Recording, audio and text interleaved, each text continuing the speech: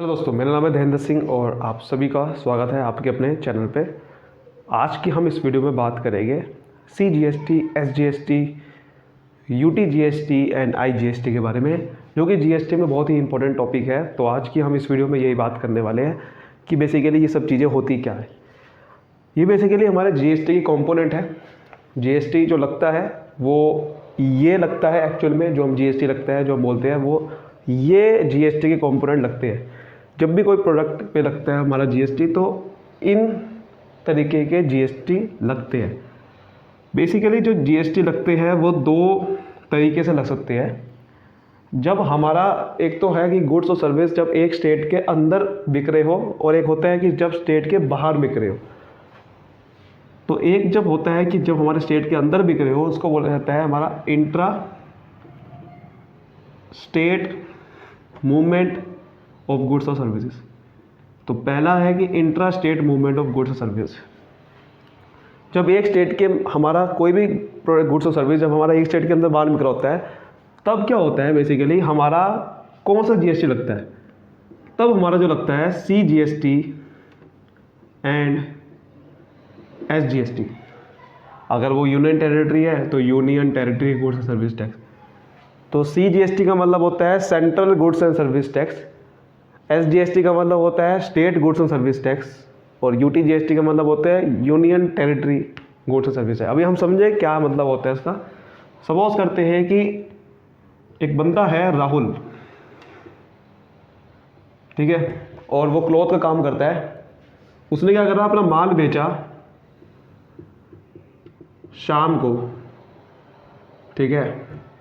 ये यूपी के अंदर ही माल बेचा उसने, यूपी के दोनों रहने वाले थे और यूपी के अंदर ही माल बेचा राहुल ने शाम को। और राहुल ने जो बेचा वो इलेक्ट्रॉनिक का सामान बेचा है इसको, और बदले में इसने पैसे लिए। अब पैसे लेगा तो उसमें GST भी लेगा, क्योंकि जो बेचता है वो क्या करेगा, GST इसके ऊपर लगा देगा, क्योंकि GST सेलर के ऊपर लगता है और बायर से लेता है सेलर GST, आगे फिर गवर्नमेंट जमा करता है। तो ये जो GST लगाएगा इसके ऊपर, ये कौन सा लगाएगा, बिकॉज उसको पता है कि ये यूपी के हम रहने वाले हैं। तो माल एक ही स्टेट में बिक रहा है, दोनों बायर और सेलर की जो लोकेशन है वो दोनों की सेम है, एक ही स्टेट की है। तो वो क्या करेगा, CGST एक तो लगाएगा। सपोज करते हैं GST का रेट है हमारा 10% का, तो 10% का अगर हमारा GST का रेट है इस जो भी वो सामान बेच रहा है, तो 10% का वो क्या करेगा, इक्वल पार्ट करेगा, 5% CGST लगाएगा और 5% हमारा SGST लगाएगा। वो ये दो हमारा GST लगाएगा। 10% ही दे रहा है वो, लेकिन क्या कर रहा है, इक्वल पार्ट में डिवाइड कर दिया। गवर्नमेंट कह रही है कि जब भी आप एक स्टेट के अंदर माल बेचते हो तो हम आपसे सीधा दो GST ले लेंगे, स्टेट वाला और सेंट्रल वाला आप दोनों अलग अलग दो। जिससे सेंट्रल वाला जो जाएगा वो सेंट्रल गवर्नमेंट को जाएगा सीधा वो, ठीक है, ये सेंट्रल गवर्नमेंट के पास जाएगा, और स्टेट वाला जो स्टेट गवर्नमेंट है उस पर चल जाएगा। इसलिए GST को फेडरल टैक्स बोलते हैं, कि आधा हिस्सा सेंट्रल को जाता है, आधा स्टेट को जाता है GST का।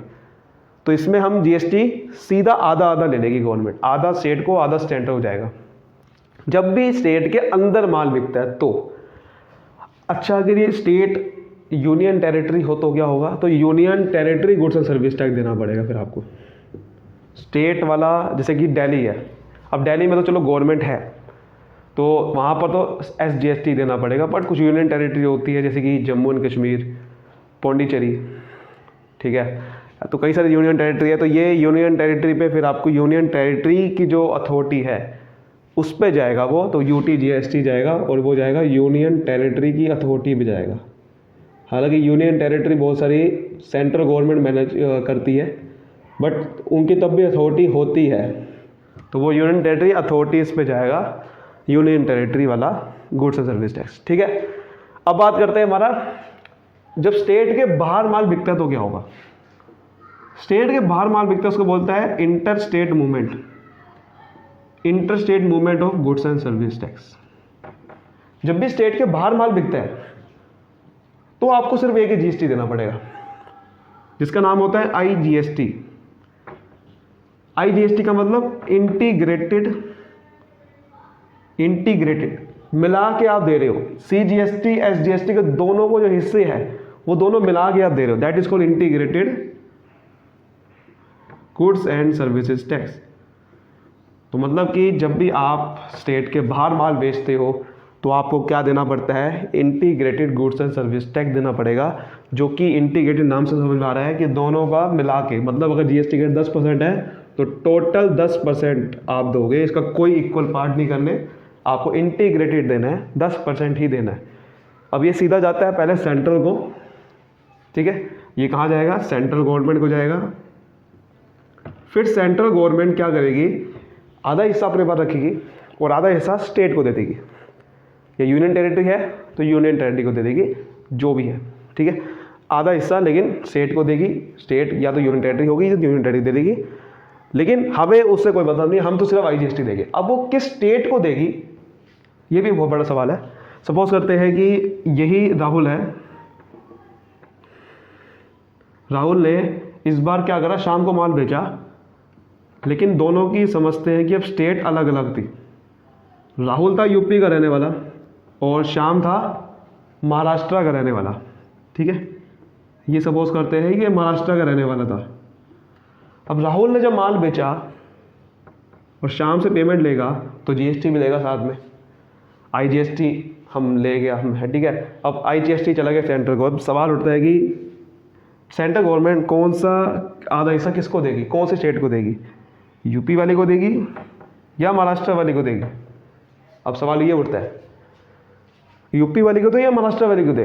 तो इस सिंपल से इसका क्या है तरीका, जिस स्टेट पे एक्चुअल में माल जा रहा है, जहाँ पर कंज्यूम होगा माल, उस स्टेट को हिस्सा मिलता है हमेशा। GST कंजम्पशन बेस्ड टैक्स होता है, डेस्टिनेशन बेस्ड कंजम्पशन टैक्स।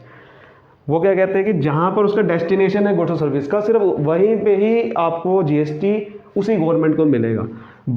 वो जहाँ से माल निकल रहा है उनको नहीं मिलेगा।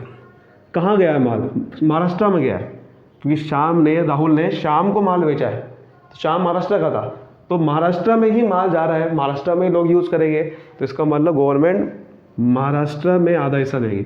तो कह सकते हैं कि 5% इसका हिस्सा महाराष्ट्र में मिलेगा, महाराष्ट्र गवर्नमेंट को। तो ऐसे ही होता है। तो GST अगर स्टेट के अंदर हम माल बेचते हैं तो आधा हिस्सा सेंटर को जाएगा, आधा स्टेट को जाएगा, तो वो आपको देना है ऐसे CGST और SGST करके देना है। यूनियन टेरिटरी है तो यूनियन टेरिटरी देना है स्टेट की जगह फिर। तो ये दो आपको GST के पार्ट देने हैं जब भी आपने स्टेट के अंदर माल बेचना है। और जब भी हम स्टेट के बाहर माल बेचते हैं तो आपको सिर्फ IGST देना होता है इंटीग्रेटेड। उसका आधा हिस्सा आप अपने आप बाद में करेंगे वो, और आधा हिस्सा वो बाद में करके उस स्टेट को दे देगी गवर्नमेंट जहाँ पर माल कंज्यूम हो रहा है, ठीक है। यहाँ तो सीधा जा रहा है स्टेट को, यहाँ तो सीधा सेंटर को जा रहा है, बट यहाँ पर पहले सेंटर को जाता है, बाद में फिर स्टेट को जाता है, ठीक है। बात समझ में आ रही है, इंटीग्रेटेड में पहले सेंटर को जाता है, बाद में स्टेट को जाता है। अब सवाल उठता है कि इंटीग्रेटेड टैक्स और कहाँ लग सकता है। Integrated goods and service tax हमारा एक और सबको ध्यान समझनी है, वो हमारा इंपोर्ट करते हुए भी लगता है। इंपोर्ट, कोई भी आप गुड्स और सर्विस इंपोर्ट करते हो तो वहाँ पर आपको IGST भी देना पड़ता है। अब इंपोर्ट कर रहे हैं तो हम तो बायर है, GST तो सेलर पे लगता है हमेशा। यहाँ पर GST किस पे लगा था, राहुल पे, यहाँ पर राहुल पे लगा है, तो GST तो सेलर पे लगता है। तो यहाँ पर हमारे पे को लगेगा इंपोर्ट करते हुए, क्योंकि आपको GST देना पड़ेगा, बिकॉज आप जो रहने वाले हो, आप इंडिया के रहने वाले हो। अगर बायर इंडिया का रहने वाला है और सेलर है ही नहीं यहाँ पर, सेलर वहाँ का रहने वाला है, बाहर का, तो सेलर पे गवर्नमेंट GST नहीं लगा सकती, वो बाहर का रहने वाला है, तो GST फिर आप पे ही लगाना पड़ेगा। क्योंकि अगर यहाँ पर सेलर मौजूद नहीं है इंडिया के अंदर तो फिर GST बायर पे लगेगा ना, फिर तो बायर को ही देना पड़ेगा। और इसको मान लेंगे क्योंकि ये इंटर स्टेट मूवमेंट है, क्योंकि भाला यहाँ तो कंट्री से कंट्री बाहर आ रहा है, तो ये इंटर स्टेट मूवमेंट मान लेंगे कि स्टेट के बाहर माल बिक रहा है। बिक तो एक्चुअल में कंट्री से कंट्री रहा है, लेकिन इसको क्या मान के चलेगा, इंटर स्टेट है। और क्योंकि सेलर यहाँ पर मौजूद नहीं है तो हमें बायर पे लगाना पड़ेगा, तो बायर से फिर लेगी, हम से लेगी। यानी कि अगर राहुल ने शाम से इंपोर्ट करा है माल, शाम था सपोज करो USA का रहने वाला, तो अगर राहुल ने इंपोर्ट करा है तो टैक्स शाम पे नहीं लगेगा, राहुल पे लगेगा। तो IGST राहुल पे देना पड़ेगा, राहुल को। उसके साथ साथ वैसे जब भी इंपोर्ट करते हैं तो IGST देना ही पड़ता है। अब साथ में बेसिक कस्टम ड्यूटी भी देनी पड़ती है इंपोर्ट करते हुए, बेसिक कस्टम ड्यूटी भी देनी पड़ती है। और एक और तरीका है, एक और इसका रीज़न IGST लगाने का भी, क्योंकि पहले ना कस्टम ड्यूटी के साथ और भी बड़ी सारी कस्टम ड्यूटी थी। एक नहीं थी, बेसिक कस्टम ड्यूटी के साथ और भी कस्टम ड्यूटी थी, काउंटरवेलिंग कस्टम ड्यूटी थी, एडिशनल कस्टम ड्यूटी थी। वो सारी कस्टम ड्यूटी हटा दी गई जब से GST आया। तो हुआ क्या, तो गवर्नमेंट कह रही है कि भाई अब पहले जो इतनी सारी GST, इतनी सारी कस्टम ड्यूटी लगती थी, उसको सारी कंपनसेट कर दी गई IGST। इसलिए IGST आपको लगाएंगे, बेसिक कस्टम ड्यूटी के साथ IGST लगाएंगे। वो जो फालतू की पहले लगती थी एडिशनल कस्टम ड्यूटी, काउंटरवेलिंग, उसकी जगह हम IGST लगा रहे हैं। इसलिए हम हमसे IGST ले रहे हैं, वो DFT नहीं ले रहे आपसे। तो इसलिए IGST उस रीज़न से भी है, ठीक है। तो IGST इंपोर्ट करते हुए लगता है। और इंटरस्टेट आपको समझ लिया, जब भी इंटरस्टेट करना है तो आपको आधा इधर से कर देना उसका, एक स्टेट एक सेंटर, और जब बाहर बेच रहे हो तो सीधा IGST देना है। ये था हमारा पूरा कॉन्सेप्ट इस चीज़ का, कॉम्पोनेंट GST का। अगर आप चाहते हो और ऐसी वीडियो तो कमेंट करके बता सकते हो, और अगर आप देखना चाहते हो इससे रिलेटेड बहुत सारी वीडियोस तो GST की प्लेलिस्ट भी बनी हुई है, आप जाके देख सकते हो। तब तक